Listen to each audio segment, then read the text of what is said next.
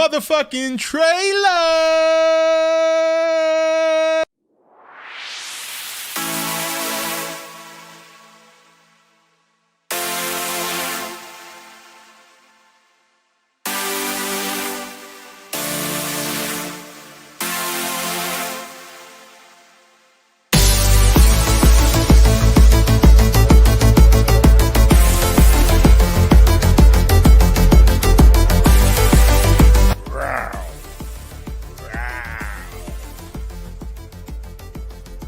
Would you like to see Gorosaurus versus Man, the solo trilogy from Toho?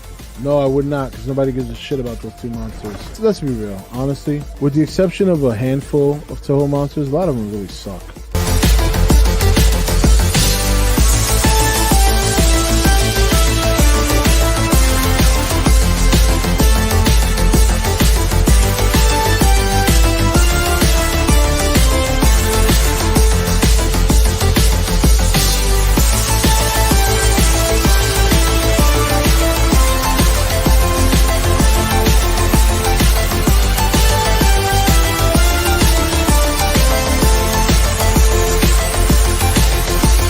Whatever it takes to stop the motherfucking lie. Look at this guy's got glasses. Oh, a sophisticated zombie. I heard Rodan's in here. I don't know if I don't know if I missed him. I missed Rodan. On top of the volcano, I missed Rodan.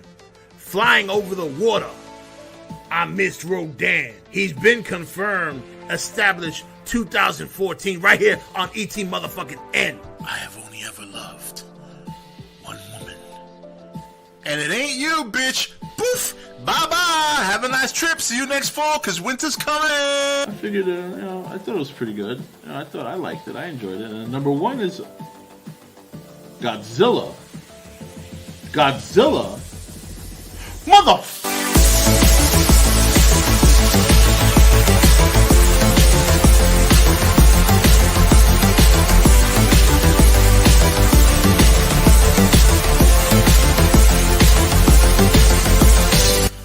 Motherfucking trailer.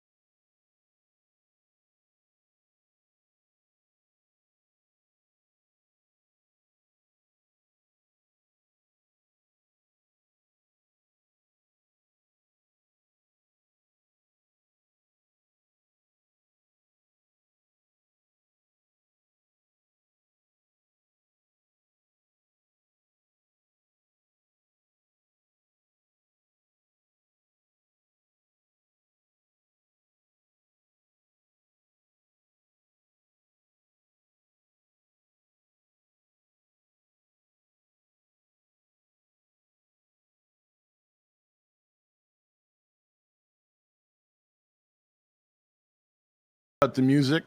Thank you guys for being here once again. I do appreciate it. Now, for those of you who are here, you might have seen us about a month ago on Fat Samurai Guy's channel, where we talked about Alien Planet. Me and Preston had watched it. Very, very good movie. We talked with some of the cast, but tonight we're going to talk with some of the talented people behind the camera and the work that they did, because I thought it was phenomenal and I kind of wanted to learn more about it. And Alan was very gracious that night to say, hey, if you want to talk to them, we can do one on your show. And I said, yes, please. Yes, please. So we're going to get into that. But before we do, we had a very special person that is a huge fan of kaiju, my son Olin, who, when I told him that one of the actors who played Ghidorah in King of the Monsters was going to be on tonight, he begged me to stay up. But me being the stern dad that I am, put his ass to bed when it was time. However, I did promise him that I would ask the first question before we get into anything else. So the question from my son Olin to you, Alan, was it fun playing King Ghidorah in King of the Monsters? That's what his question was. Olin, that is a great question, and the answer is yes. It was a blast. Every shot you see in the movie of Ghidorah and Godzilla fighting, we did that all in real life. So it was choreographed stunts and fights, and because it was motion capture, we had cardboard boxes stacked up for buildings. So when we would do our fights and fall into a building and it would crash, we'd get to fall in a pile of cardboard boxes. Yes. And I mean, who doesn't like to just growl, snarl, bite, and smack each other around for fun and say that you got to be in Godzilla because of it? So yeah, it was a blast, and I'm glad you liked it, Olin. All right, he's gonna drop when he hears this tomorrow. Well, I have a return question for Olin, and it's: does he like or does he make fun of you, Rob, for doing your MGM cat growl in your intro? Oh, my kids love my intro. That's another reason why no matter how much criticism I get, I keep putting it up, because my kids normally, when I start my stream, they go and they sit down and they watch just for the intro. So they usually get to watch it right before they go to bed, and they're always laughing. So, and the fact that you answered this question for my son is going to major browning points for me. So, so that's a big win. So, all right, what I like to do here is go around the horn, give everybody an opportunity to, introduce themselves, to chat, and tell us a little bit about yourself. So, we'll start with a familiar face. We'll start with Mr. Preston. Although everybody here knows you, so this shouldn't take long. Well, I'm just happy, to be here hanging out with all of these legends. That's right. We're talking sci-fi, action, and that's what we love doing. A little bit of that horror spice on it. You know what I'm saying? Practical effects, gore, all that good stuff. That's why we are here to talk Alien Planet. Y'all know who I am. Y'all know. That's right. But if you don't, hey, Fat Samurai Guy, your boy Preston, come over to the channel. Action, martial arts, and horror, baby, and that little bit of sci-fi spice. If you guys are fans of that content, come over to the channel and let's talk movies, baby. That's it. All right. We're going to move to Jessica. So why don't you tell us a little bit about yourself? Well, my main job is voice acting and directing English dubs, but kind of fell into producing movies and working with Alan. And on Alien Planet, I was executive producer, first assistant director, did a myriad of anything and everything, and was pretty much, as Alan said, his right hand on the film, on set. All right, awesome. Nice. And Kaylee, tell us a little bit about yourself. Yes, as you said, I mainly do still photography, but I got to be a camera operator on Alien Planet, as well as a producer, and kind of just a whole bunch of whatever honeydew. I had a honeydew list. That's awesome. And you keep Alan in line, though. That's the most important job. Yes. It's tough. He's a monster, so it's tough. We're gonna see a lot of nodding from Alan tonight after Kaylee speaks, just to make sure, So of course, Alan, refresh everyone's in chat. Everybody in chat is very much familiar with you, but just to stick with the pleasantries, tell everybody about yourself. I am by trade a creature actor, always under either prosthetics or suits or motion capture. And I'm the writer and director for Alien Planet. All right. And this is Alien Planet was your fifth movie that you made, if I'm not mistaken? I consider it my third. Okay. There's a couple Christmas with Cookie movies, but I don't count the sequels as making an actual movie because they're more of Mystery Science Theater 3000 style of riffing off of other films. Okay. But the first Christmas with Cookie, I wrote and directed, and then Patina, which was a short film, I also wrote and directed. So this would be what I call the third in my, I guess, Alan universe. All right, awesome. So I want to start with I want to get back to Kaylee real quick, talking about being the camera operator. Now, was this your first time doing something? Doing camera work, I should say, as opposed to photography. Yes, it was. It was my first big project. And was it difficult? Like, or did you kind of get into it? Did you find any challenges? I was nervous. It was my first time, and I was working with a bunch of pros, so I was nervous. But I think actually what I found was that in terms of coming up, helping with the composition, it was really helpful to. I mean, it's the same kind of what you're looking for aesthetically is in any frame of a film, it's a still, and so I think that does it helped, but All right. Well, I wanted to. One of the things we spoke about on the last stream, I told Alan that when watching the movie, I thought something that was very well done, especially when the movie ended. And I want to keep spoilers to a minimum because I know that not everybody in chat has seen the movie yet, although I know some have. One of the things I mentioned to him that I liked was throughout the film, there was a very subtle inclusion on the plant life. And I thought it was interesting because it was always key in most of the shots, but it was never overly like I always noticed it, but it wasn't noticed until the point where I thought it was on like purpose or that it played a role. Obviously, we find out much later that it does. Was that something that you were part of, or was that something that you kind of or did you work with somebody on that decision to kind of make sure that you work that plant into a good amount of the shots so that it's almost because it worked. This is essentially what I'm saying. It was always in the back of my head, even though I wasn't sure whether or not it was going to play a role in the movie. Yeah, that was a big thing that Alan wanted to, since we were obviously shooting on Earth. It was really important to make every shot clear, though, that we were on an alien planet, and so using the plant life was a big part of that.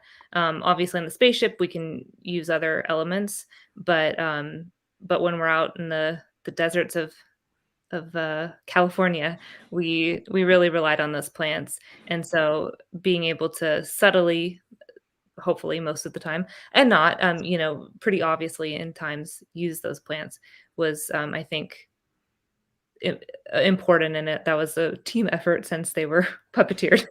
Yeah, no, well, that's what I'm saying. Like it was definitely subtle, but it was a good balance. I think that's the best way to put it. Like you noticed they were there, but it wasn't like overly in your face. It was there, Right. and I always noticed it, and it was a great decision by the team to do that because it made what happens later that much more impactful. So it was a great job. That was something I mentioned to him last stream that I thought was just great. It was just a great decision to do that. So let's talk a little bit more about the behind the scenes stuff. So Jessica, tell me about a typical day on set of Alien Planet. Typical day on set. Oh my gosh. It's never chaos. It was chaos. Every day is different. No day is the same. I mean, yeah, we have our schedule and whatnot that we got to stick to because we have a very finite amount of things to shoot. But essentially, everybody gets there on set, and the people that need to go into hair and makeup go into makeup, and that was all of pretty much every character because every character is an alien and wearing the prosthetics. So they spent a couple hours in the makeup chair getting those put on. And while that was happening, Alan and Kaylee were looking at locations where the scene was going to be shot and figuring out the best angles, the best movement, how that was all going to go down, and even choreograph stunts and whatnot with the actors if need be. And then once they're out of makeup and they're ready, we go and shoot a scene and do it a couple of times, walk through it, and move on and rinse and repeat for the rest of the day. That's kind of how it goes.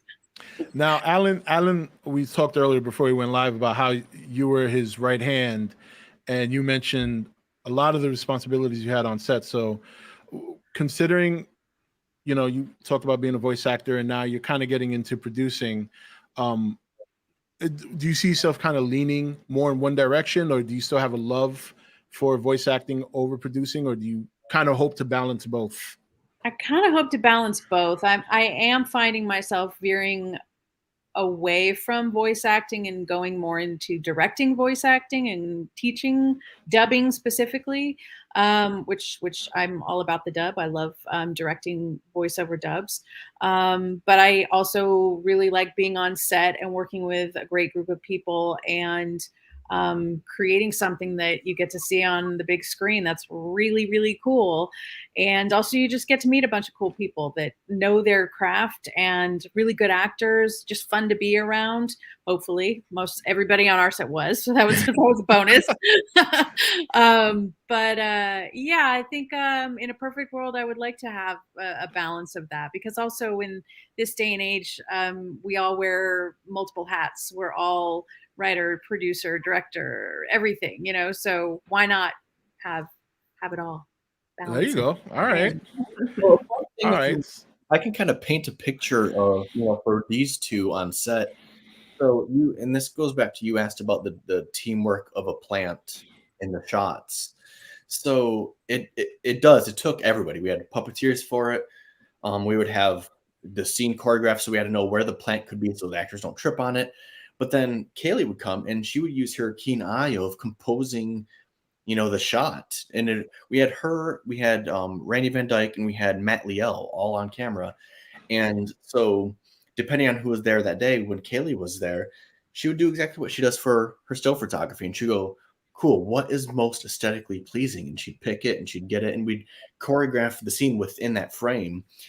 But then what you would see outside of that is Jessica, who we joked that she's my right hand man on this, is she'd be running in with a shovel, ready to dig a hole to put the plant in its spot, and she'd be covering it with dirt. And wow. we wouldn't even have to ask for it. She just knew we needed it. And that's the cool thing with Jessica is, being the on-set producer that she was, is she predicted everything that was needed in advance. And when we'd be ready for the next shot, she'd be grabbing that plant and the shovel and a gallon of blood and carrying it all. Rango. The essentials, yeah. Uh-huh. Yep. Blood in the shovel. You need. So while Jessica kind of made it seem like we had this routine and stuff, but there was also these funny little intricate things that happened on set and for every shot. And so yeah, that's kind of my interjection of setting that up and what they did and the plant. Nice. Jessica, you mentioned earlier that you were helping a little bit with some of the choreography, the action. No, not me. I No? was no. Oh, okay. No, one of our actors, one of the lead actors, Hunter Smith, he also choreographed all the stunts. Okay. No, they would do it. They would do, as they're looking at the scene and everything and what they're going to shoot and how they're going to shoot it. They would walk through the movements that were required, especially if it was a fight scene. They would definitely walk through and choreograph the stunts and the fighting and the pushing and pulling and dragging and all that. So that was not me at all. Copy that.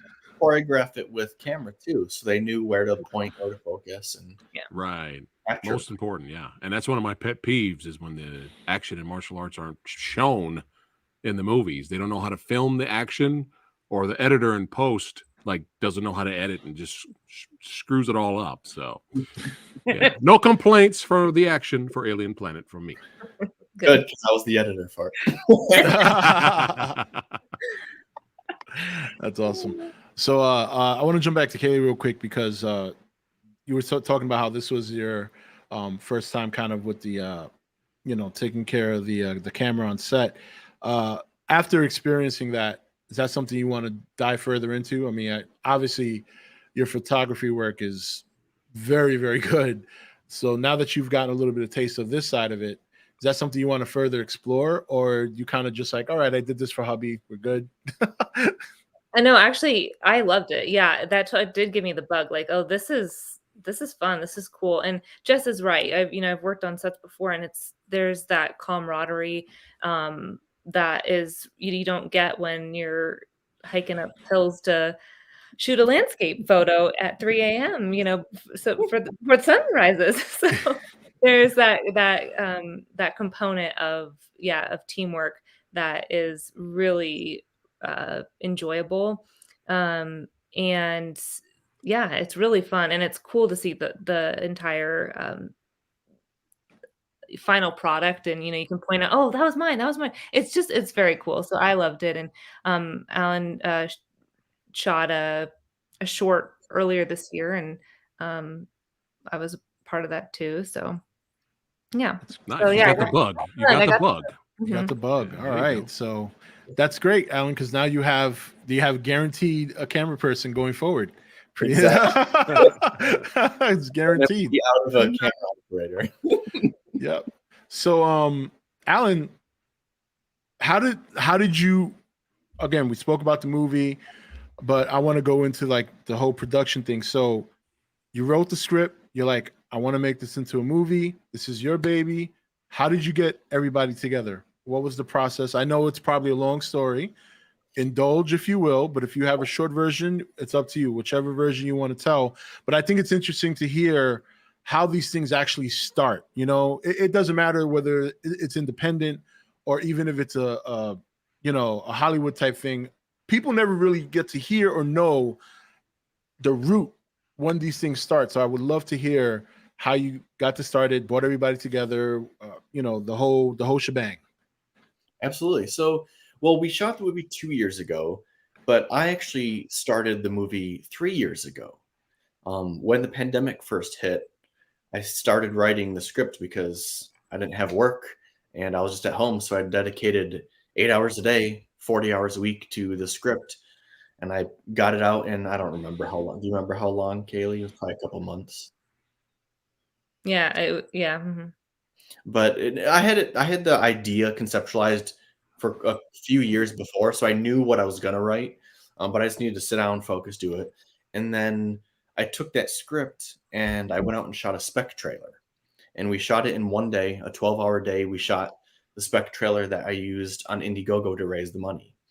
So a lot of my crew came from the spec trailer a whole year or a whole 2 years before we even shot it. A year, a whole 1 year before we shot it. So I had most of the crew then for that. Then once I raised the money and I broke down how many days we had to shoot and all that, then it was a matter of figuring out the remaining cast and crew that were needed and gather them. As for crew, it was people in my circles. Like Jessica, she's a friend of ours and she's very talented, and we know she does everything. And so there was no question. It's not like I interviewed Jessica and let me think on it. No, it was like, There was an interview. It was probably over margaritas at Mexican some night. So essentially, Jessica had no choice. It was like, Jessica, you're doing this. Thanks, appreciate it. I wanted to. Like, I saw the trailer, and I'm just like, how can I help you? What can I do? I don't blame you. It looked like it was so much fun to film. It really does. I mean, I was last year when I was telling Alan how much I just was taken back by the prosthetics, which was insanely good. Insanely good. I want to share something real quick. We know that independent films obviously have a much lower budget than mainstream movies, but I mean, you guys really, you could tell, got the most out of your budget. I mean, it is, look, I'm going to be very honest. I'm not a big independent film aficionado. I haven't seen many. I told this Alan before, and I want to reiterate to you guys so you hear it from the horse's mouth.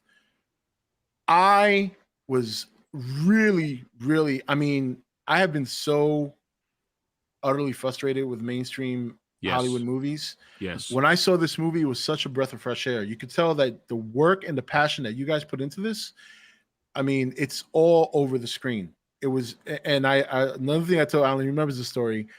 I had watched the movie the day we were supposed to stream, and I had been up almost 48 straight hours because I was kind of under a lot of stress. We had just bought a house. There was a lot of other crap going on. And I sat there and I never fell like even close to falling asleep. And if I had, anyone would forgive me because I had been up for literally 48 straight hours. I was glued the whole time, watching from beginning to end. And when the end happened, no spoilers here, but I will say my jaw dropped to the floor. I was like, holy shit, I did not see that coming. And that's when you get like the rush of the flashback, which is why I was talking to you, Kaylee, about the plants and how they were positioned, because you realize what they mean later. And you don't know it earlier. You see them, you're like, okay, it's, they're plants, it's just how it is. And then later on, and it's like just blown away. I have never sat through an independent film not only fully awake, but just like captured. And this, I want to let you guys know that your film has definitely given me like the inspiration to watch more independent films. And this is not the first time I've had like a revelation like this. This happened with me with video games like 10 years ago. I was all about the AAA games and this and that. Never wanted to give independent games a shot. Then I played Stardew Valley. Now 80% of my collection is independent games. So it's just amazing. It just takes one good passion project like you guys did, and I just want to praise you for the work. And I hope this gets in front of as many eyes as possible, because I think you guys deserve it, really. And I wanted to share that praise to you guys the same way I did to the actors before, because you get to see the collective effort. It was just so well done, and I just want to say you guys did wonderful job. Wonderful job. Thank you. That's really nice to hear. That's awesome. So killed it. Yeah. Yeah, I mean, yeah, and it was something else. And like I said, Jessica had the shovel. It was, I know. Hey. Without Jessica, those plants wouldn't have been there. I mean, that's what it comes down to. Yeah. Hey, you laugh, but it's true. That's the kind of that behind the scenes effort is what makes that effect that I had, and that's why it was important that you guys hear just how much your movie, at least for me, had an impact on me, because my audience will tell you, I got no qualms about shitting on a bad movie if it's bad.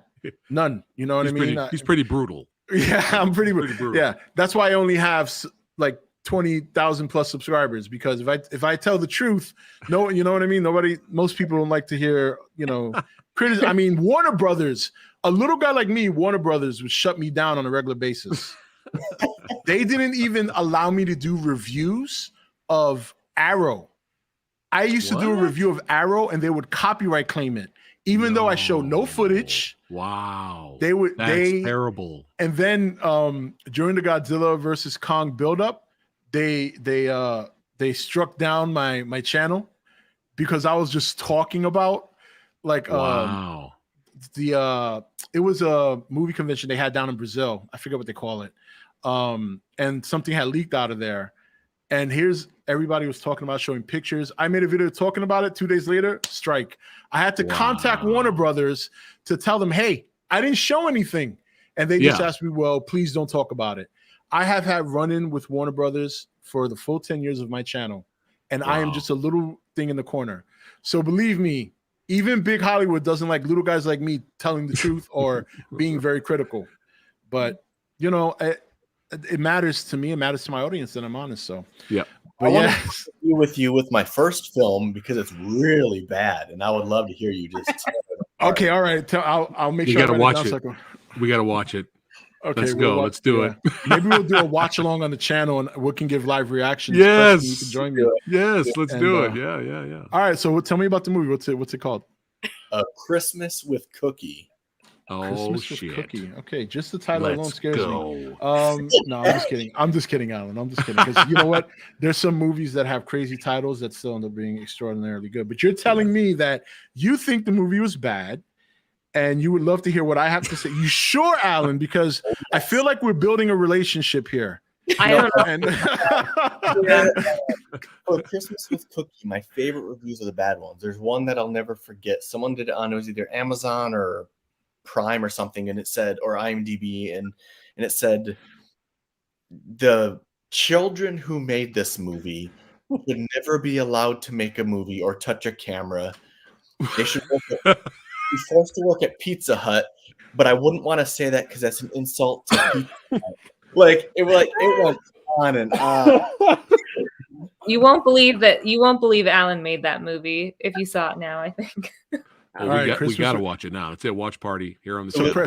all right. So what we can do, chat. We'll do a watch party of Christmas with Cookie on a Friday night. We'll do it on Discord, so we don't get you guys come to Discord. We'll do the watch along there. We'll be live.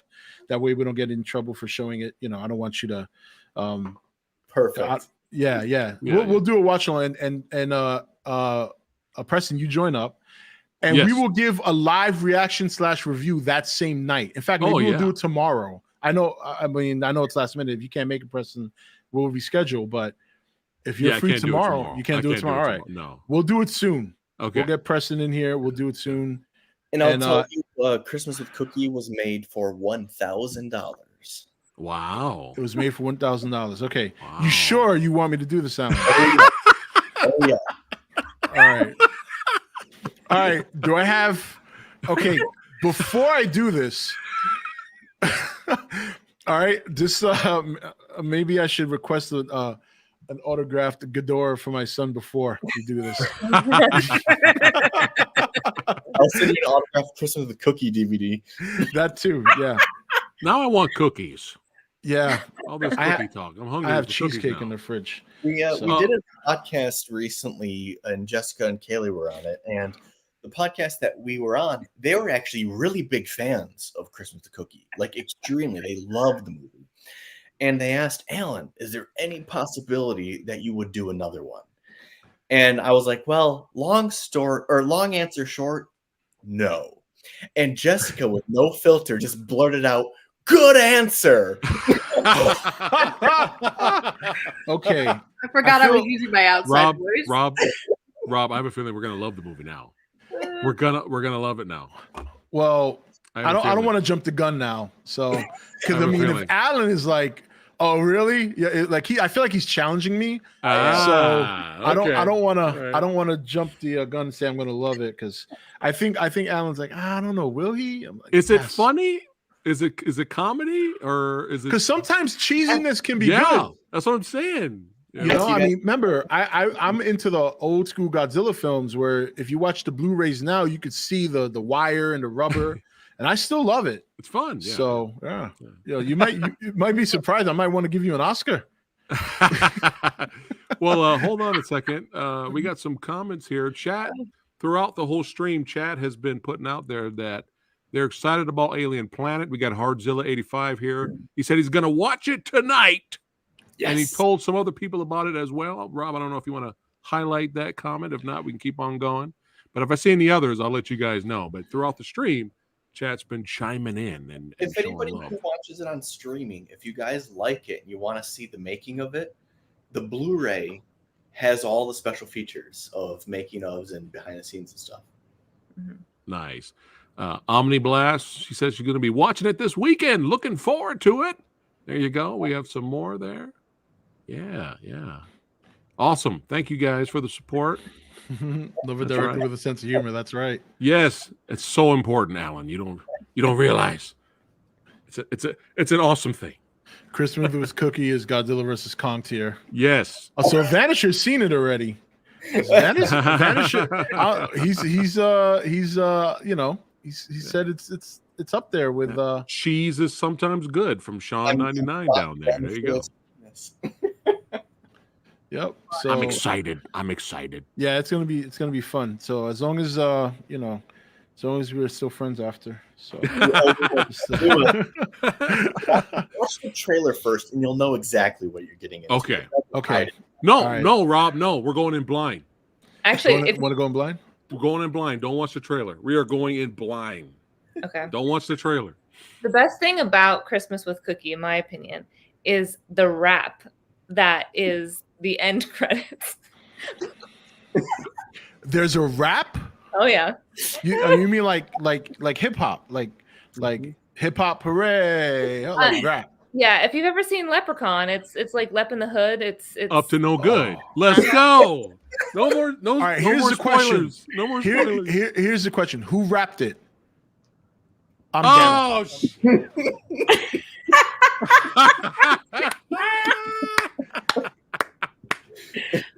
Alan. Oh my God, you man. Alan, Oh I my want to God. rap at the end of every movie you do now, moving forward. Alien Planet should have had a rap. It should have, man. No. Yep. If you happen to get into another MonsterVerse sequel playing like Ghidorah reformed, yeah, I want a Ghidorah rap. Well, Whoever's directing it, you better let them know. you know, Guy Ree could have rapped. a mechanic rap. Make it like Texas. I actually can't wait to see this now. This is great. I told you, man. This is great. Oh my God. What was this here? Let's go over some of the comments here. The old Godzilla films are the cheddar kind of cheesy, while Sci-Fi Channel movies are the stinko blue cheesy kind. All right. So no, that's great. So me and Preston will definitely plan that over the weekend. Hopefully we can do it soon. I think it'll be a lot of fun. And then what we'll do is we'll maybe we can bring Alan back and talk about that film. And I thought my podcast days for Christmas Cookie were done, but I'll revive it for you guys. Yes, You brought please. that up. yes. Yeah, that should be. Let's go. It should now. If I end up, Jessica's like, I don't want to be there now. Alan, I'm sick. I can't make it. I want to be there for it anyways, Rob. It's okay. all right. It'll be fun. We'll make it fun. You know, next time, hold on. This is from Steve Miller. Just a couple of comments real quick. Next time he's in a Monsterverse movie, he has to make the monster rap. Yes. Yeah, that's what I was saying before. Yeah, exactly. Exactly. So, all right. So back to Alien Planet. That's some good stuff. Jessica, I checked your I was trying to do my homework on you guys a little bit today. And I went to your website and your voice work is phenomenal. Like it's almost nice because I'm hearing you talk now. And I remember hearing your samples on your website, and my God, it's really good. Like I was like, whoa, you know, because I've gone to like places like Fiverr that get voice people to do stuff, you know, for the channel. And I mean, they're good, but I mean, you really like I don't know how voice acting like works. Like I know that it's a lot of work. I know that, you know, to sound one way and then articulate, especially when you have to do it for people they can't really give you a sample of what it is they want to hear. They just have to kind of rely on you. But I was listening to yours and like, man, this is good. So how much like how long have you been doing voice work before you started getting into like producing and things like that? I started taking classes back in 2001-ish, Wow. I want to say. So really long time. I've been in the biz. I think I got my first agent in 2007, I think. Something like that, maybe. I don't know. It's been a minute. But yeah, it is a lot of work. And the key is, you know, they call it voice acting. I can't tell you how many times people have come up to me and says, hey, everybody says I have a great voice, that I should do voice acting. It's like, great. Can you act? It's like, it's voice acting. It's like the acting is the part. And that's what allows me or any voice actor to see who the character is, or if it's a commercial spot for, you know, Toyota or something, what is the vibe that they're going for? What is the direction that they're looking for? And then as an actor, be able to produce that, portray those characteristics and bring that to life. Because you don't have the visual, you can't see what I look like, what I'm doing, but I have to make it sound like what you would think it looks like, which is right. And yeah, that's funny too, because I hear a lot of people say that as well. And, you know, just passing through or in chat, oh, I think I can do voice acting. I got, you know, a great voice. And it's like, I think there's more to it than that. Just, you know what I mean? Like, but it's like you said, you can tell because like I was mentioning just a moment ago, your voice right now obviously sounds nothing like it does when, you know, you can hear the hints of it, but that's the part I can tell is the acting part. You have to elevate it and give a certain amount of energy depending on what the role is. Yeah. And I think that's a part that most people forget is that it's not like you just walk up to the mic and say, "Hey, and how you doing?" This, Right. it doesn't work that way. But yeah. So you talked earlier about doing dubs. Now, when you mentioned that, is that like foreign films that you're providing an English language for that you're Yep. providing? Okay. Yep. Now that's interesting too, because there are a lot of good foreign films, especially like on Netflix and things like that. Mhm. And many times, at least many, many years ago, even myself, because obviously watching old kaiju Japanese films, you get it. I mean, it's really kind of come a long way, Yeah. but there's some instances where it's really kind of hit or miss. So my question for you is, when you do that kind of work, what is like your approach to, for lack of a better term, like a quality assurance, and make sure that the English dub that you're directing, that you're kind of managing, make sure it matches as well as possible with what's happening like in a film that's spoken in a different language? If you kind of understand, I don't know if I made myself clear with the question. Yeah, You kind of get what I'm absolutely. saying? Yeah.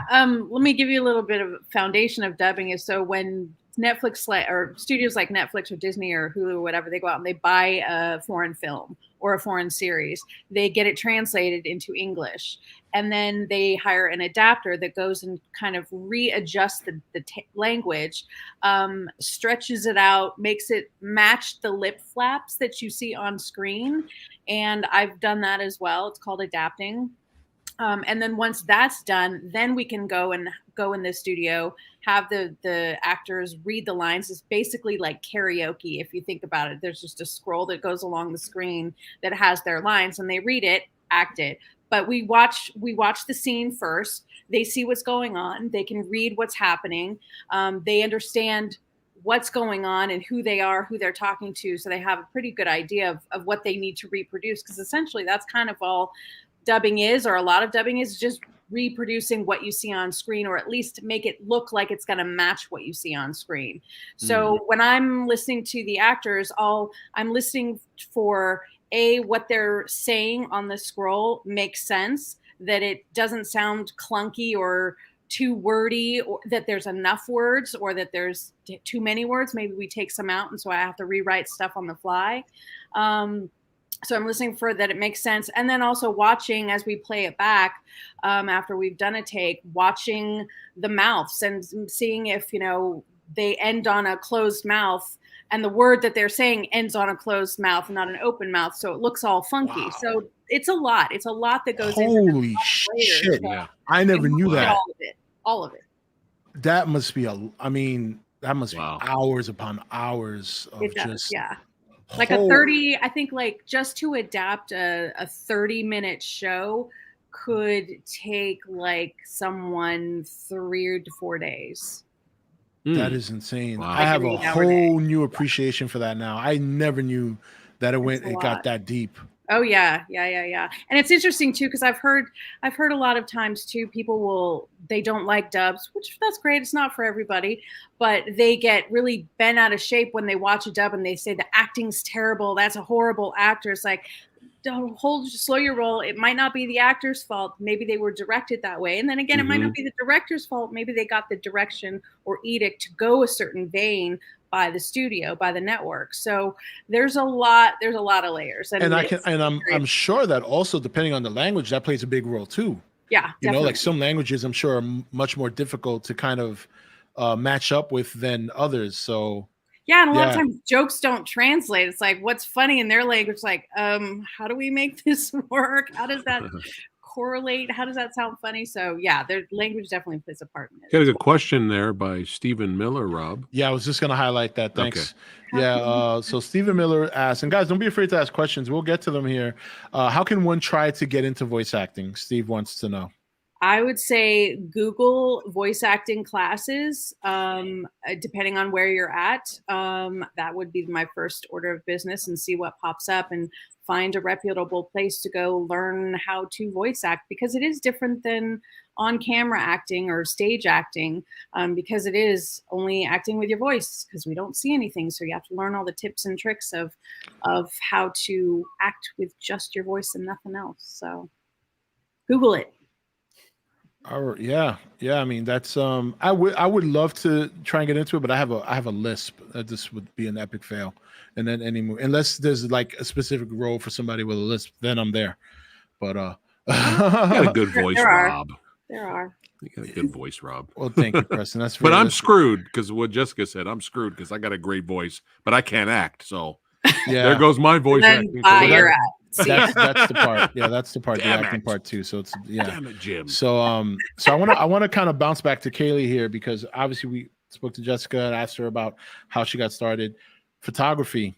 Now, look, I have the Sony DSLR. You could probably get more out of this in a day than I have in the year that I've had it. Because I mean, I saw your photos and I'm like, how the hell do you do that with a camera? Like, I mean, and guys, I'm going to send links so you can see their work. You know, you can go to Jessica's website, listen to her voiceover work. You can go to Kaylee and check out her photos, which are just really, some of them are rather breathtaking. So tell me about your journey getting into photography. How long have you been doing it? When did it start? What was it that got you into it? It started in high school, as I think a lot of photographers could probably say. And I had just a point and shoot to start with, old Nikon Coolpix. It was bright pink. And when I was, it sure was. And I went on a trip for the school to Europe, and I took some photos there, and I submitted them to a literary magazine, and that also had photos, and a few got in, and that kind of gave me the bug. And then more seriously, in 2018 was when I got a lot more serious with it, and I've been more and more obsessed every year. So can you give me a gist of how much work goes into a perfect shot? I know enough to know that it's not just you sit there with your camera and like it's the picture, but there's more after the picture, isn't there? There is. And I think it also depends on, sometimes there's a lot of pre-work too. Like, for example, anything night photography, if you're going to shoot the Milky Way, there's a lot that goes into it, planning exactly the location, if the moon's going to be out. You would rather go when it's super dark. So, new moon, all that kind of stuff.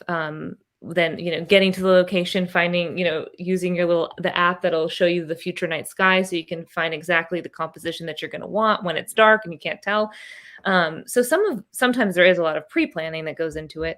And then, post, I use Photoshop and Lightroom to organize, because there's a lot of organization with I have a lot of crappy photos too.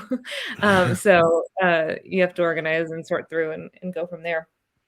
So can you give me a time give me the longest it ever took you to go from taking a photo, post, making it perfect to your standards? How much time do you think you spent on one picture? Well, typically not that long, but I suppose maybe up to an hour but I think, or I guess you could say years, because there's times where I've taken a photo, I've, edited it, and then over time, I'll hopefully only get better. And your taste changes and you learn more things. And so I've gone back and said, well, I don't really love this photo, but actually I like the photo. I just don't like what I was doing at the time, so with my editing. And so then I've gone back and re-edited it. So yeah. Still a lot of work. I mean, I mess around with Photoshop, but I'm probably using like 5% of its power. It's like a brain. Photoshop's like a brain. You only access so much of it, I think, and you're only using what you need it for. So right. Like for me, it's thumbnails. So that's it. Like I wouldn't even know how to start editing a photo. But that's kind of why I ask, because I am aware that a lot goes into it. It's just sometimes it's better to hear it from the actual person who does it for a living, as opposed to just either assuming or just kind of not asking at all and never knowing. But that's part of the reason, like I said earlier, I wanted to kind of get into the meat and potatoes of what you guys do too, because there are some aspiring people here in chat that really, you know, as like we said, we had Steven just ask a question. I'm sure there are going to be other questions coming up. That some of this information, believe it or not, as resourceful as a place like Google is, it's never as good as hearing it from the person who's doing it, actually doing it, because there's so many different varying opinions. There's so many different people that sometimes they'll write things and it's not necessarily to be as informative as it is to make sure you click on it. So it's just better to hear it from the person themselves that do it. So, and sometimes too, there's Kaylee mentioned the pre-pro for the photography. Sometimes there's even more so involved than I think she even said right there. Is I know there was once where she wanted to get this particular shot in Big Bear, or not Big Bear, Mammoth. And so it became, you have to do a whole trip. You have to plan out a weekend to go there. And like Kaylee said, you plan out the exact time for the shot. So we will wake up before the sun's up to get out there. But then since it was winter, we were out there on like a giant snow road. You could see this death blizzard coming in, and she's out there getting photography while I'm like making sure the car isn't blown off the bridge. And like there's just so much that goes into it. And I think she expressed that there's a lot goes into it, but I think sometimes there's a lot that goes into it. She pre-plans these things out like crazy. So there's definitely huge thought into it in advance too. Mm-hmm. Yeah, that's awesome. So we have another question here for Jessica. This comes from Vanisher. Jessica Blue, who is your favorite voice actor? Mine would be the great Peter Cullen. Mine actually is the late great Mel Blanc,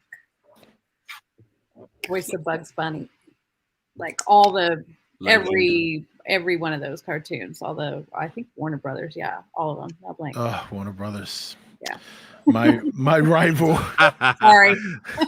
no, I grew it's up okay. on Bugs Bunny, so I like Warner Brothers too. I just don't like that they don't like me. So, yeah. Let me see here. That's why you have a Captain America shield behind you. You don't have anything Batman back there, Rob. No. I you know how I feel about Batman. I mean, it's a great character. I love it, but he's so oversaturated. And believe me, whenever I get into anything Batman, boy, do I get a lot of hate from everyone in the world. Everyone loves him some Batman. So I want to jump back to Alan here. So one thing I didn't ask you was, you've done a lot of monster movie projects in your own prosthetics, or obviously in the case of King Ghidorah CGI. When did you start shifting to? Do you feel more like directing and making movies is your call, as opposed to doing the special like monster and prosthetic acting, or is it like Jessica, where you kind of just, I want the best of both worlds, I just want them both? Best of both worlds, because anyone who's in the industry, or if you're not and you're pursuing it, I guess an advice I would give is everybody has multiple jobs, and you have to diversify in order to make a living.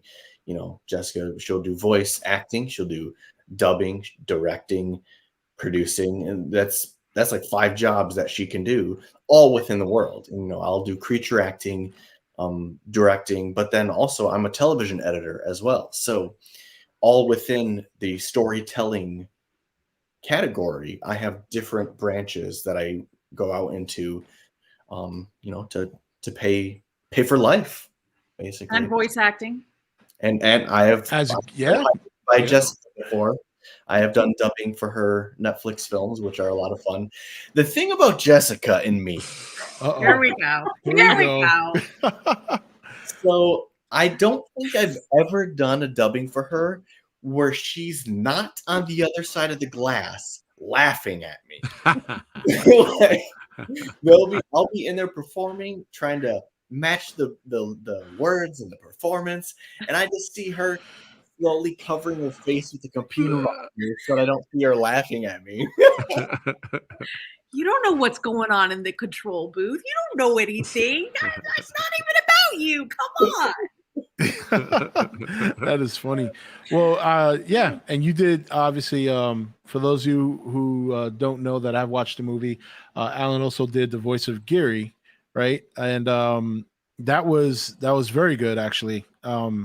Thank you. Yeah, that was.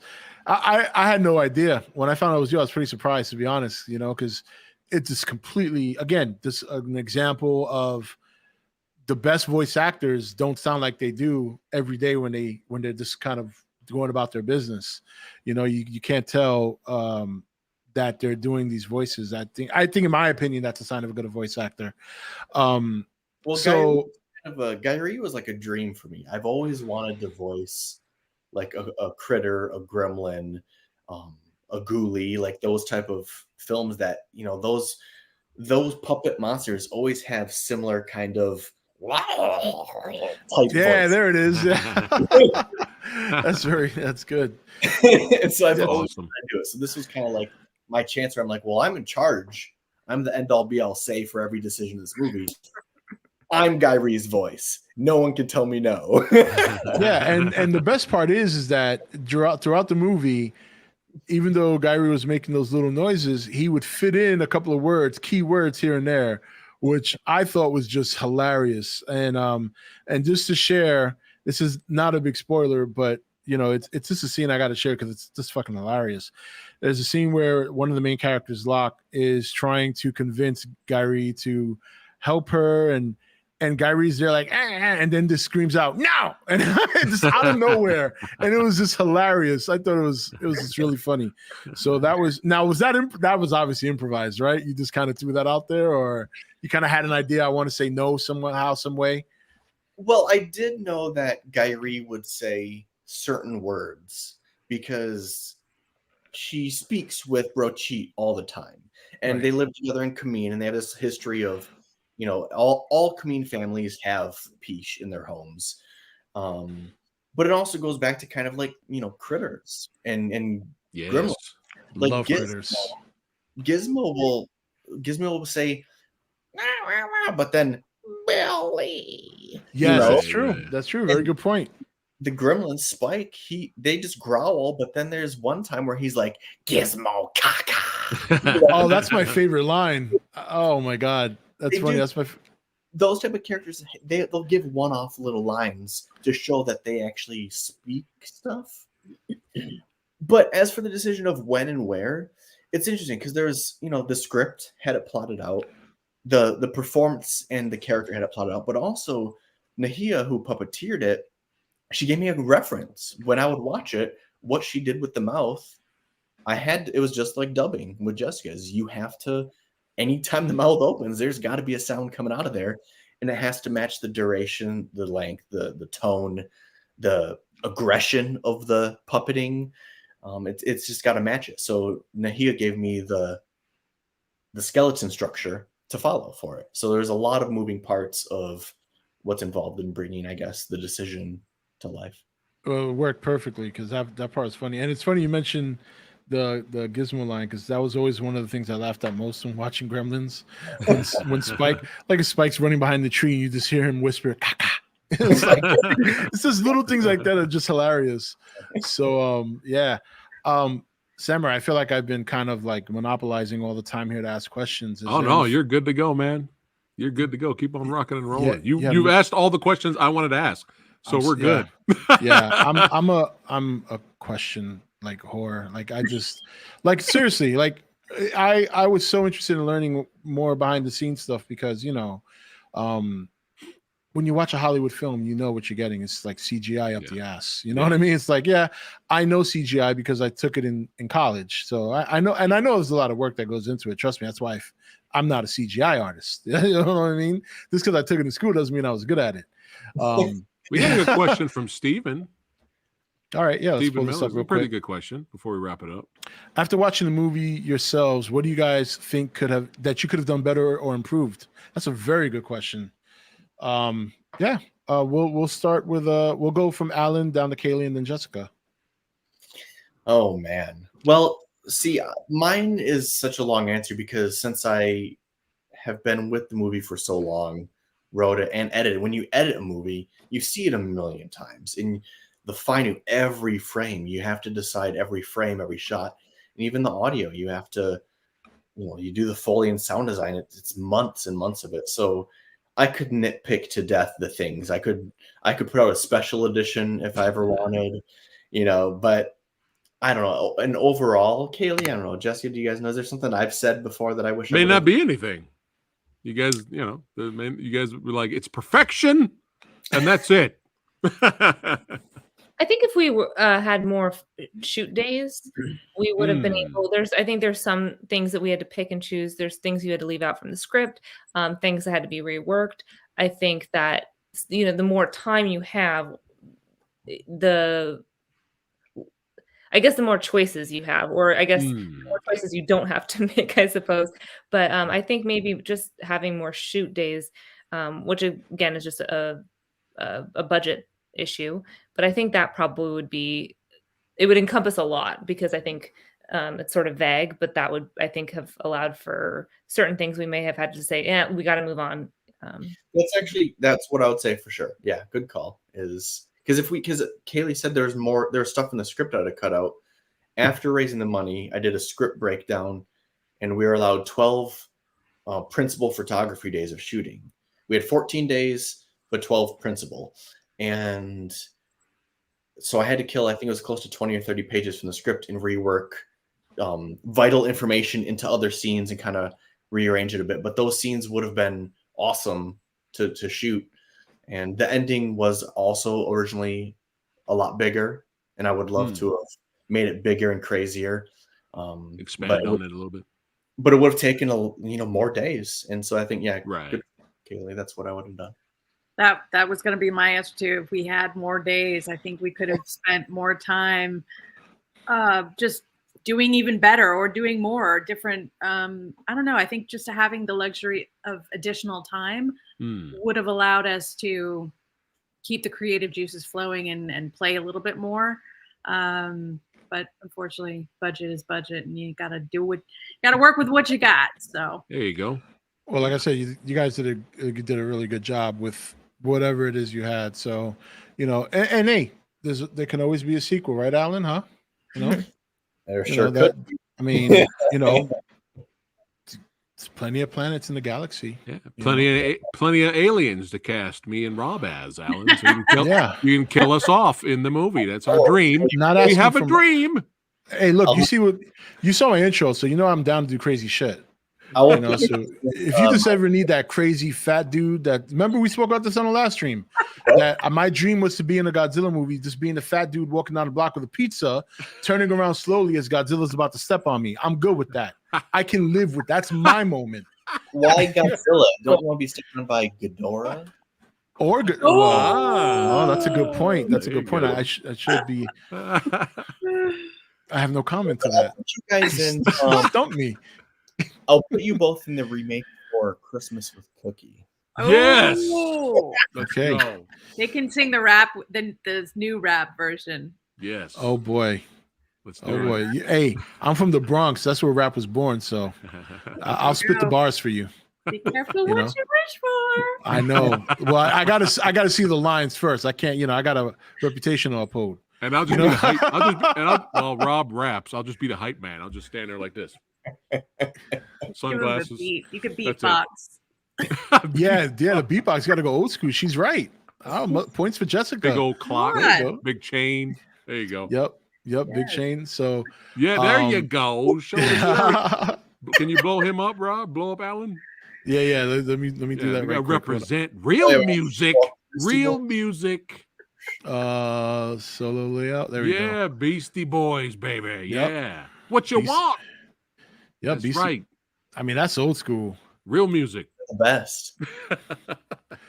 So, and this is kind of like my final thing I wanted to ask, was, and this for all three of you, your favorite moment on set. What was the thing that you remember the most? The thing that you kind of take with you? You know what I mean? Start with Jessica. Oh, this is gonna be good because she's laughing already. Okay, it wasn't actually part of the film. It was part of the trailer for the film that we were shooting. I got to be an alien in the trailer, and one of my dearest friends is killing me. He's gonna choke me, so I'm on the ground and he's choking me. I'm just giggling and laughing like, this is so cool. I'm so excited to do this. This is rad. This is awesome. And then we do it, and I'm like, okay, I'm gonna die. And I die. And then Alan's just like, that was great. Jessica, could you just not smile so much? You are dying. I'm like, oh, yeah, of course. I got you. No problem. And it took a couple of strangulations, but I finally got there. But I was just so happy and giddy with excitement to be there and be a part of it that I couldn't contain my excitement. That's awesome. Kaylee? Well, my cheesy answer is I really liked working with my husband. That was really I cool. was waiting for that one. I was like, is she gonna say that? But I hear you. Hey, that's got to be a great feeling, honestly. Yeah, it really was. It was Awesome. That was really special, and it was also just cool to watch him in his element. He's really a phenomenal director, and it was just it was enjoyable to be there and to be a part of it, but then to also be sort of observant and be able to watch him in action. That was pretty cool. And I don't know, it was really fun. Everyone was genuinely, it was such a good cast and crew. It was really fun. There was a lot of funny moments. One of my favorites, just like the satisfaction from shooting, was I don't want to give too much away, but there's one shot where one of the characters gets slammed against the wall, and when the character falls down, and there's this sort of like almost like an angel's wing of blood, and that's just how it came out, and it looked so cool. And I just remember everyone being like, oh, that was so perfect. Like, it just, I remember that scene. I know what scene you're talking about. Yeah, that's good. Yeah. That's awesome. I hated to have to clean it off. It was so pretty. Yeah, Jess had to clean out the having to clean that ship. There was like great. Oh yeah, that was cool. That was notable. Anyway. All right, awesome. That's great. All right, Alan, what about you? Oh man, I don't know. I think they both said it too. It's like the whole experience was fun. It was I would say those 3 weeks were it was an absolutely blast that I'll always cherish. But I think one of my favorite things is watching it now. I'm just very proud of it because it's a movie that I would love even if I didn't make it. And so when I watch, and I'm usually not like this. I usually don't like to watch myself or movies I'm in or things like that. But this one, when I watch it, I'm just genuinely like, this is so awesome. And it has this special element too, where I think because everybody's in prosthetics, I don't recognize anyone. So they're actually characters. Whereas since I know almost the whole crew in real life and I've worked with them all many times, if they were humans, I'd watch it and be like, oh, there's Hunter, there's Donald, there's Richard. But when I watch it, I don't see that. I actually just see Locke, Brocheet, and it's Nice. like, to me, I'm fully escaped from reality with it. And that's one thing that I really enjoy about it is when I watch it, I can just immerse myself and enjoy it as a movie rather than, oh, I did that. It's like I can just be like, cool. I'm enjoying this film as a campy, bloody mess. It's fun. Well, yeah, and I was gonna say it's more than that. Honestly, it is a really good story. Like I'm still taken back by. I love endings like that, and you nailed it. Very rare. It doesn't matter if it's independent or mainstream Hollywood. Very rare does a good movie stick the landing. You know what I mean? It's very rare, and I think, in my personal opinion, it takes a certain amount of talent to stick the landing. So great job. Great job to all of you guys. We do have one last question here from Steve Miller. He wants to know, what is your next project that you're working on now? And we'll ask this for all three of you. What do you guys got going on coming up? We'll start with Alan, and then we'll work our way around to Jessica. Well, I guess I have a film coming up that I'll be acting in, but it's all under NDA, so I can't really talk about it. As for the next project that I'll be writing and directing, I have a couple plans, but it's very early stages, so it's working it out. But I can tell you, I will definitely make another film at some point. Nice. Once I secure funding and all the stuff up front, that is the least fun part of it. But once that ball is rolling, you'll see something. Right. Woo. All right. Kaylee? Well, I'm trying to work my way through all of my photos from my trip to England. So that's my big. Nice. It's taken forever. I took so many photos. So I'm working on that and trying to plan some more landscape photography trips. So Awesome. Nice. Jessica? I am going to be directing an English dub for a movie next month, but I can't tell you about it either because I signed an NDA. Oh, these Oh. NDAs. Now, listen. I know, Alan. I want to ask you because you said you got an NDA and some movies you're working on, whatever. Just ballpark. One of these don't happen to be coming out next March, do they? Any chance? Can you answer? No. So it will not be coming out in March. Okay. Just wanted to check. Just checking, just in case. May? Oh, you're talking about? Is there a Godzilla movie coming out in March? Yeah. I was just. That's why I was messing around. I was just messing No, around. but I'm telling you, since Warner Brothers watches your show so diligently, I would like to say, Warner Brothers, I want to come back. There it is. Yes. There it is. Resurrect Ghidorah. Let's go. Hashtag it, Hey. everybody watching. Hashtag it. Get Alan back in there. Mecha King Right. Ghidorah, right? We can still do it. Spread the Yeah. word.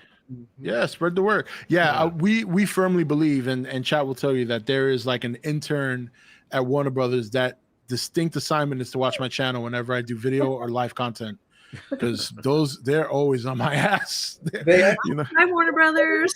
yeah, just trust me, they're probably watching. You'll be surprised. You're actually 100% right, because I've spoken to them during when the film Onion first came out. I did get a couple phone calls from them for posts and things like that, where they were like, we have very strict rules on certain stuff. Yeah, And so they watch everybody's social media. So truly, hi guys. yeah. Believe me, But and this is a good thing. This is a positive thing. Let's Yeah. go. yeah. Until they strike my channel down. Trying to keep it 'Cause positive, Rob. I know. You know me. So, all right. Before we go here, I want to give you three an opportunity to kind of share your social medias, whatever, where people can see your work, follow you. Obviously, Jessica and Kaylee, I have some of your sites up, so I'll share that in chat so people can go check out your work. But Jessica, we'll start with you. Where can people find you and your work? I'm mainly on Instagram at bluehairjess, and you can go to my website at jessicablue.com. You can see my demos or listen to my demos and see kind of what I've worked on. I'm also on Facebook, but I'm not there that much. But and I don't do TikTok. Oh, yeah, TikTok, No, don't even no. All right. And Kaylee? Kaylee at Kaylee Portsmouth. I won't spell it, but at Kaylee Portsmouth for Instagram, for my photos and stories of my cats. If you're into that. And my website is oh my gosh, I can't speak. Kaylee Portsmouth. Jess is making me laugh. Did you have some wine before this? No, I haven't. No, but I'm nervous. No, it's just my name. Just my name. Yeah. Hey, we like cats, Kaylee. Yeah. Hey, I got a kitten right over here named Gizmo. That's right. Oh, I think he might be doing a caca right now. I'm gonna have to check on him a little bit later. Yeah, I have a black cat and I have a 100-pound Alaskan Malamute. Oh. And Are they best friends? Huh? Are they friends? They get along, but she's so big and he's so small that sometimes she kind of scares him. So he'll fade back, but for the most part, they usually just stare at each other and just stare at each other. It's kind of weird, actually. There's like an unspoken love there, I think. So I don't know. We'll have to see how that goes. That's it. Chat said Kaylee is Catwoman. That's it. That's it. It's been revealed. We know who you are now, Kaylee. I love it. I know my Halloween costume now. There it There is. you go. And of course we have her outfit. We'll get that for you. all right. That's And one. Alan, I kind of know you already kind of went over what's going on and where people can find you, but if you just want to go over it one last time for chat. Yeah, if you want to follow my monster work, at Monster Maxon on all the social medias. And if you want to follow Alien Planet, it's Alien Planet Film on all the social medias. But Alien Planet is available on Tubi, Amazon, a handful of other platforms. I think it should be on Apple TV any day now, Plex, a handful of other things. But it's also on Blu-ray. But you can find them on that alienplanetfilm.com. We'll have links to every single option to watch it. So if you want to see it. Nice. We got Rob. Click on the hashtags. We got 2 already. Hashtag. 2. Yeah. Click on it. Showing on screen for Warner Brothers to see. Oh yes. Of course. All right. So here's that's where you could find Kaylee, and then over here is Jessica's website. I've been putting them up as you guys have been talking. So, and then where's the hashtag? Here it is. Hold on. Yeah. Yep. Bring Alan back. There you No, go. it needs to be hashtag bring Alan back legendary. Yeah. Yes. Yes. Or hashtag, yeah, that, and then we got to do a second hashtag, make Ghidorah great again. Let's go. Oh my god! Oh, here's another one. Mecca Yes. again. Bring Alan back to the legend. There you go. Yeah. There you go. Oh, we're Love it. gonna start a trend here because I remember we did that with Continue the Monsterverse. That trend started here on this channel. That's awesome. So yeah, Nice. yeah. Awesome. So, all right. Well, chat. First of all, I want to thank you guys for being here tonight. And a lot of you guys are shy. I was at Steve Miller was asking away. Good man. But I'm glad you guys are here, and I want to thank you 3 for being here. Jessica, Kaylee, and Alan. Once again, just a phenomenal job on Alien Planet. You have converted me to indie film. You are the movie version of what Stardew Valley did for me for games 10 years ago. Yes. So I suspect that I'll be adding more and more independent films to my collection. And what better person to help me do that than Mr. Fat Samurai guy himself, Preston, because he is a savant when it comes to indie films. And it's been a great experience for me, honestly. Not only experiencing a great independent film, but actually getting to talk to the people who worked on it. And so this has been just a blast. This has been a great joy for me. So I appreciate you guys taking out the time to come and speak to us. And Yes. Well, it's meant a lot to me too. You know, just hearing how much you actually loved it, and your just praise for everybody involved and everybody's individual talents and the movie itself. Like, I don't know, just the fact that both you guys loved it so much really meant a lot to me as well. So thank you both. Awesome. And Samurai, Hey, you wanna add anything before we go? hey, y'all know what you need to do. Y'all know what you need to do, baby. That's right. Click on all the links. Follow all of these legends right here. That's right. Bring Alan back. That's right. Hashtag it. Get it out there. That's right. Mecca Ghidorah, make Ghidorah great again, baby. That's right. That's right. Follow Kaylee. That's right. She is Catwoman. That's right. So hide all your shit because she's gonna steal it. All right. And follow Jessica Blue. She'll take pictures of it before she does. Yes. So at least you'll have a Jessica memory. Blue. Yeah. Follow Jessica Blue. Why? Because she said the word rad earlier, so she's automatic, just cool all over, baby. That's right. We bringing back the old lingo. Rad is still rad, baby. That's right. Hey, Old is a keyword. that's right. Subscribe to y'all know who you need to subscribe to. That's right. Rob Entertainment Talk Nation right here on the channel. Sci-fi, kaiju movies, horror, all of it. You're gonna find it here. And you're gonna find brutal honesty from Mr. Rob himself. There'll be no shilling here. There's no shilling. There's no selling out here, baby. Only a little guy in the corner of the internet like me can piss off a corporation like Warner Brothers to the point where they're always all over my ass. So yes, you know you're gonna get the truth. Yes. So subscribe, follow all of these legends. If I don't Watch get- Alien Planet. If I don't get anything negative out of your mouth about Christmas Cookie, I will guarantee you know that you are now a liar. Look, Alan, I'm gonna give you. I will give you the truth, and I just don't want to. I don't want to sever this relationship, and I don't want to break your heart. You know, like. Yeah. So but Yeah. no, we'll have fun with it, and Oh, yes, I will give you my honest opinion, and my honest criticism, and accept the fact that we'll probably never talk again. So you know, so, Alan will rub it in, Rob. He'll give me your pizza guy role. Oh, in the okay. next movie, yeah. He'll All rub right. it in for Well, get revenge. For Rob. What was wait? All right. So listen, guys. I know we didn't do any streams last week. I know content's been small. I just want to let you know before we go.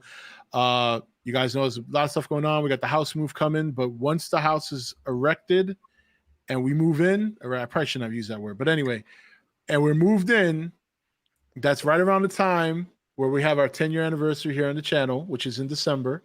So it's we're gonna kick off next year with a lot of content. Trust me, especially once I get the studio set up and I'm not using a dining room like I am now. But I want to let you guys know the content is coming. So be patient. Let's get that set up. And once again, I want to thank these wonderful guests for taking their time to talk in detail about the movie, what they do personally in their careers, and giving us a little bit of insight as to what it's like to work on film. A lot of people always have these questions, and I was very happy to not only ask them, but I was very happy with a lot of what you guys shared and what you had to say. So I just want to thank you one last time from the bottom of my heart. It means a lot that you guys came on. Thank you so much.